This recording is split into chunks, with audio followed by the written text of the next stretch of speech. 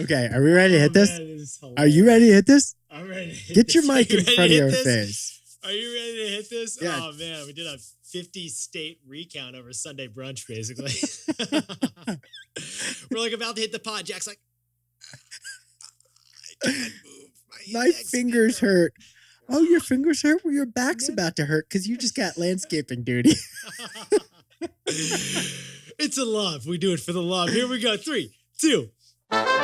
This is Nick. This is Jack. It's Monday, May 16th. Welcome back. And today's pod is the best one yet, Jack. TBOY for our first story. Elon tweeted on Friday that the Twitter deal, it's on hold. Elon, he's got $1 billion buyer's remorse. For our second story, Beyond Meat just launched jerky. But one problem, Jack. Beyond Meat just launched jerky.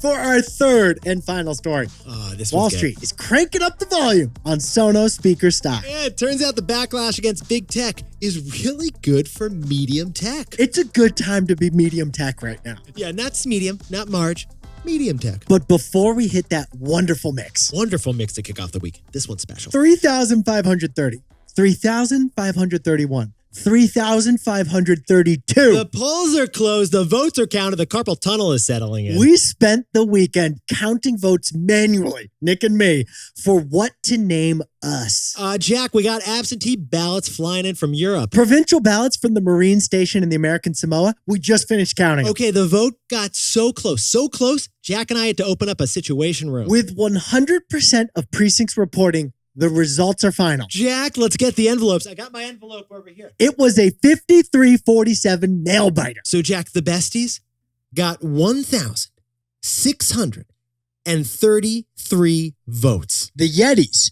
got 1,899 votes. Ipso facto, the Yetis got more votes than the besties by the narrowest of margins. Now, Nick and I should clarify, we're clumsy counters. We're going to give ourselves a ±3 percentage point margin of error on this thing. It's a statistical tie. The 3,532 votes were split down the middle. Okay, so Jack, we could do a tiebreak. We could put one bestie and one Yeti in the octagon and let them settle it old school. Or, Jack, we could combine the names. Yesties, Betties, Ooh, both kind of work. but we have an even better solution.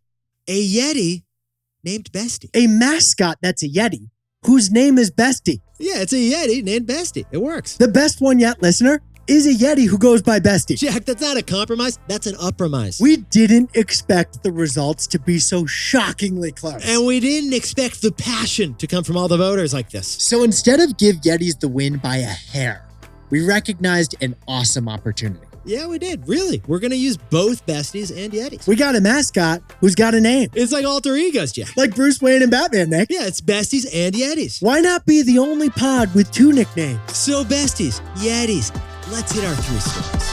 15 years before this song, 2 boys from the Northeast met in the dorm. They had an idea that caused a cultural storm. It's the best one yet, but the best is the norm. Jack, Nick, that's it. I don't even think they need to practice. 50%, that's a fat tip. T-Boy City on your at-list. If you know, you know, cause we ready to go. We can't wait no more, so just start the show. Start the show.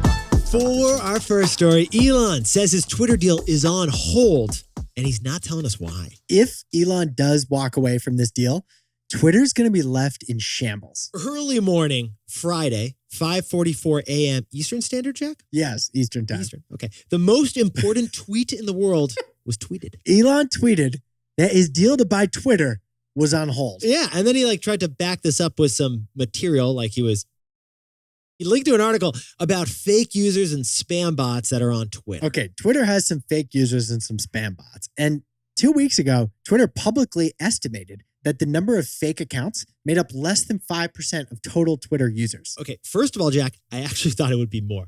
Second of all, that's actually kind of old news. Yeah, if Elon did his research before offering to buy the company, he would have seen that Twitter has shared that same estimate going all the way back to 2013. Okay, so now at 5:44 in the morning Eastern Standard Time, Elon is saying the deal is on hold because of these fake Twitter users. So that's probably not the real reason because that's been known for years. So here is what actually it looks like is the reason, the way Jack and I are seeing things. We think Elon has a $1 billion buyer's remorse situation. Yeah, because the whole stock market has fallen in the last few weeks, especially tech and social media stocks. Since news broke of Elon's interest in Twitter, the stocks of Meta, Pinterest, and Snapchat, Twitter competitors, are down 16, 23, and 40%. In the same time period, Jack, how's the Twitter stock doing over there? It's doing fine. Twitter has not fallen. No, Twitter's price is around the same place where it started the year, while every other social media stock has fallen. The reason is clear. Twitter's stock is being held up by Elon's acquisition offer. And Elon's acquisition price that he offered to buy Twitter at is $54.20. So the stock is staying close to that because every shareholder is about to get $54.20 from Elon. Okay, so Jack, it's like Elon showed up at the open house, said he wanted to sign papers to buy that house, Signed papers to buy that house. and then the housing market just crashed. Elon's got buyer's remorse. Yeah, so while Elon's stock in Tesla and Dogecoin are plummeting, his Twitter deal, it kind of feels maybe overpriced. Definitely. So now he's trying to get out of the deal because even the richest man on earth prefers buying things on sale. Now, to sprinkle on a little more context here, we should point out that the deal could still happen. In fact, Elon said he wants the deal to still happen. Yeah, he replied to his own tweet like a couple hours later and said he still wants it to happen. Elon may not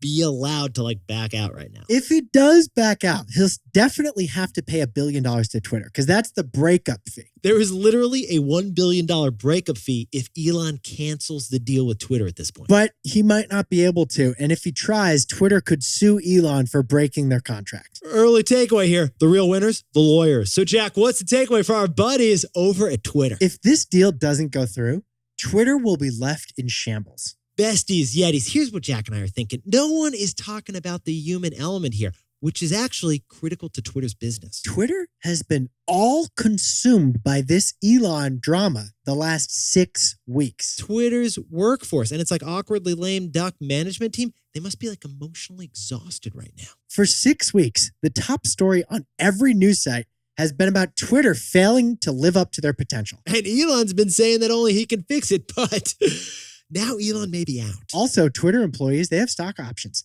They thought they were going to cash out with this deal, but now that may not happen too. So if this Elon deal doesn't happen, Twitter is left in shambles. Layoffs, resignations, and still no strategy. For our second story, Beyond Meat plummeted 20% last week, but then it surged 20% last week. Because jerky is the best thing for its business and the worst. Okay, 2019. Remember where we were? Jack, we both swiped right at the same time on Beyond Meat stock at the IPO. First time I ever bought stock on an IPO day. It was with you, and we made a bunch of money on day one. And it's fallen right back down where it started. Yetis, no one is getting the meat sweats for peas these days. Because besties, everyone keeps saying, if you got the soy, keep it in the soylent. That's why Beyond Meat's profitability plummeted last quarter. Yeah, it did. And it plummeted all because of one single product. Jerky. Jerky. They did a collab with Pepsi over at Beyond Meat for the first ever plant-based jerky, beef jerky. Not beef jerky, more like beet jerky. We're talking dehydrated legumes. But the marketing, production, and jerkification of this one product was extremely expensive. Jack, can you please share the absolutely hilarious thing the CFO of Beyond Meat said about his very own jerky? This isn't tough love. This is just tough to say about your company. This is very mean. What did he say? He said that the Beyond Meat jerky launch was unprecedented, expensive, and inefficient. This is talking about their very own jerky. But what Jack and I find fascinating about this story is that Beyond Meat has been in the plant-based farm on plant-based jerky. Because every product Beyond Meat sells fell in sales last quarter. Yeah, but jerky is the only one that's up because jerky is the only thing that's new. So jerky sales went from nothing to something. Which is something. Everything else went from something to something less last quarter. And we noticed that Beyond Meat has just poured resources and tens of millions of dollars of cash into this new jerky. Now, with Beyond stock at a 3-year low, oh, we know. jerky is Beyond's hopeful hero. Help us, Jerky One Kenobi. You're our only hope. So, Jack, what's the takeaway for our buddies over at Beyond Meat? Can convenience convert curious customers? Jerky, it's the most innovative product they've cooked up at Beyond Meat Because it's the only convenient one. Jerky is the only product that doesn't require heat. Yeah, jerky is the only product that doesn't have to be prepped by a line cook at McDonald's or grilled on a backyard Weber. And Beyond Meat has jerky in 56,000 locations, including gas stations. So you can grab and go. And guess what? No expiration date because of all that sodium. Right.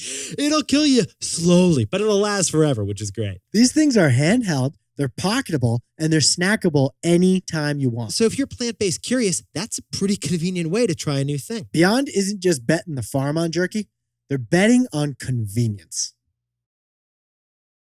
Now, a word from our sponsor, Robinhood. Okay, so Jack and I got into the news business with our previous company, Markets Next. Our goal was basically to democratize financial news for our generation. Cut the jargon, talk about the profit puppy. So when we first connected with Robinhood, there was a chemistry there. We were doing for financial news what Robinhood was doing for the financial system. Robinhood was democratizing finance for all, and it started by eliminating trading commissions and building a beautiful app. Remember, we had the same color green, so The green was destiny. destiny, absolutely. So we sold Market Snacks to Robinhood, and we launched Robinhood Snacks. The equivalent of proposing, getting married, and building a family together in just 3 years. Much more to come on why we're thrilled that Robinhood is our exclusive sponsor. If you're not investing in Robinhood yet, to get started, you can go to Robinhood.com/TBoy and choose a free stock. That's Robinhood.com/TBOY. Certain limitations apply. For a list of other fees, view the fee schedule at rbnhd.co/fees. All investments involve risk. Robinhood Financial LLC, member SIPC. By the way, Robinhood no longer affiliated with us or the podcast. For our third and final story to kick off the week, Sonos' high-end speaker business just hit record revenues. Sonos isn't big tech. They're aggressively medium tech. Very medium tech. And they love that about themselves. Okay, Sonos targets, as they say, the affluent. Their words, the affluent. Their words, 13 million affluent households have a Sonos speaker system right now. Yeah, their speakers pair well with a bottle of vintage Shutton Off to Pup. Based in Santa Barbara, this is the tech company you work for. If you're an engineer, you know coding, and you also have a wine cellar. Right, because Jack, you got one speaker in the living room, one speaker in the bathroom, and then one in the pool house cabana with the sleep-in closet. And 2 in the wine cellar. Well, this company just announced record second quarter revenues. Sales jumped 20% from last year. Yeah, and so the stock, it actually surged 20% last week, one of the few that was up. Remember we said last week, if you can't be with the home you love, honey, love the home you're with? Yeah, I do remember that, Crosby. Well, speakers that make your screen porch sound like a symphony is one way to love the home you're with. But Jack and I jumped in T-Boy style to the earnings report, and there was one number that jumped out to us. We were shocked by how much they're spending on research and development. We were shocked by Sonos' splurging on research and development because the newest Sonos product does less. According to The Verge, they're launching a smart speaker next month that's not that smart. Yeah, it's actually like kind of a dumb speaker, but it's got a little bit of intelligence. Right. Like Alexa and Google, they have connected speakers.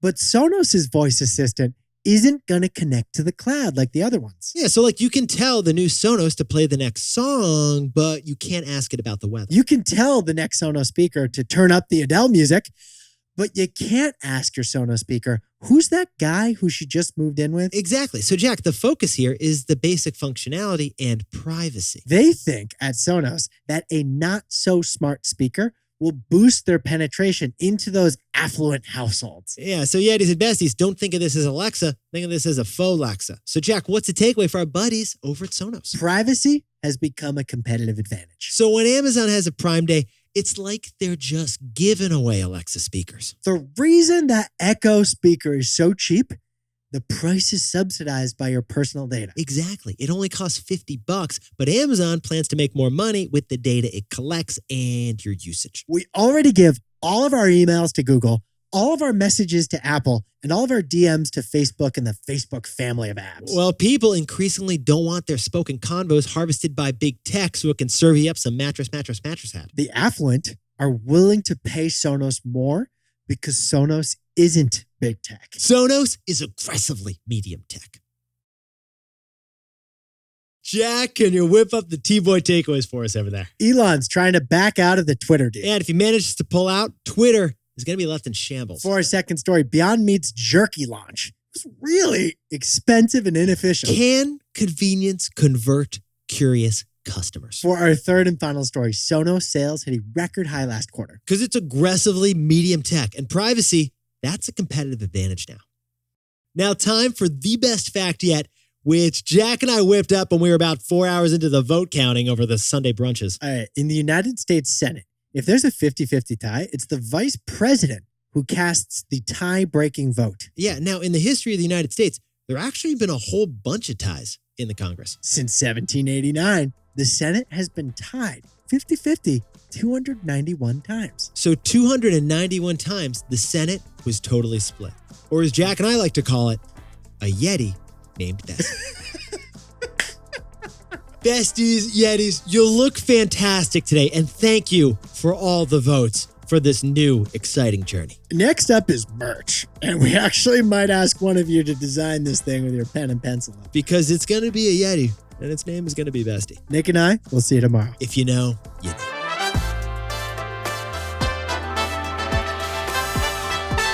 And before we go, good luck to Bestie Yeti Carissa Timpf, who is taking the MCATs right now. And congratulations to Jorge and Elizabeth Pardo, who are celebrating their new company 1 year in New Jersey. And Chris A., enjoy that new job up in Boston, just outside Boston. Congrats to Preston McNair, who got a new job in digital forensics. And a happy birthday to Dylan Lester down the street in San Francisco. And happy birthday, Hannon Malden in Florence, Alabama. Alex Johnson enjoyed that 25th over in Wisconsin. And happy birthday to Austin Frederick in Chicago. Doing logistics. And to anyone else celebrating something today, make it a T-Boy. Celebrate the wins. This is Jack. I own stock of Amazon. Nick and I both own stock of Apple, Twitter, and Robinhood. And Nick owns stock of Beyond Meat. Now, a word from our sponsor, Robinhood. So 4 years ago, we sold our company and we joined Robinhood. A lot of people asked, when did we decide that selling was the right move? So it was actually in our meeting with the co-founders, that's what sold us. Vlad and Beju, also former roommates, also met in college, also were hanging out in New York City's East Village after the financial crisis. And they just figured out how the financial system works. So Vlad and Beju saw that Wall Street bigwigs, they were getting their fees waived. And they figured out a way to waive commissions for everyone else too. So we saw a big, bold vision and decided to join these guys. That's where we spent the last 3 years until now. It makes sense now that Robinhood would sponsor our newly independent podcast. If you're not investing in Robinhood yet, you can get started by going to Robinhood.com/Tboy, choosing a free stock. That's Robinhood.com/TBOY. Certain limitations apply. For a list of other fees, view the fee schedule at rbnhd.co/fees. All investments involve risk. Robinhood Financial LLC, member SIPC. By the way, Robinhood is no longer affiliated with us or this podcast. Dude, I was about to say this is like a lame snack fact, but then I got to the end. And I mean, that was brilliant, dude. Okay.